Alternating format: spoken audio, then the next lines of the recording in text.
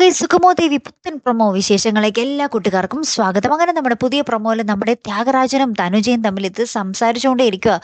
സിദ്ധാർത്ഥനെ മാത്രമല്ല, ചന്ദ്രോത്ത് കുടുംബത്തിൽ ഓരോരുത്തരെയും തകർക്കണം, അവരില്ലാതാകണം എന്നൊക്കെ പറഞ്ഞിട്ട് ഇവരിങ്ങനെ ചർച്ച ചെയ്തുകൊണ്ടേ ഇരിക്കുക. അപ്പം നമ്മുടെ ചന്ദ്രോത്ത് കുടുംബം ആണെങ്കിൽ ആകപ്പാടെ വക്കീലിനെ കാണുന്നു, ആ വക്കീലായിട്ട് ഇങ്ങനെ ചർച്ച ചെയ്യുന്നു. ഒന്നിനും ഒരു എത്തും പിടിയും കിട്ടാത്തൊരവസ്ഥയിലാണ് ഇപ്പോഴും നമ്മുടെ ചന്ദ്രോത്ത് കുടുംബം. നന്ദനും ദേവികയും ജോലിക്ക് ശ്രമിക്കുന്നുണ്ടെങ്കിൽ പോലും ആർക്കും ഒന്നും കിട്ടുന്നുമില്ല താനും.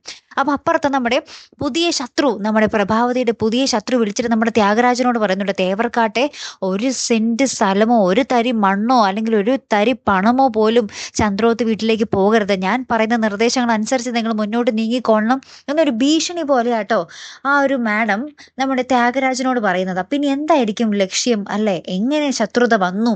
യഥാർത്ഥത്തിൽ ആ ഒരു എന്താ പറയുക, ശത്രുവിന്റെ ലക്ഷ്യം എന്താണ്? ചന്ദ്രോത്ത് കുടുംബത്തിന്റെ പതനമാണോ അല്ലെങ്കിൽ പ്രഭാവതിയുടെ പതനമാണോ അല്ലേ?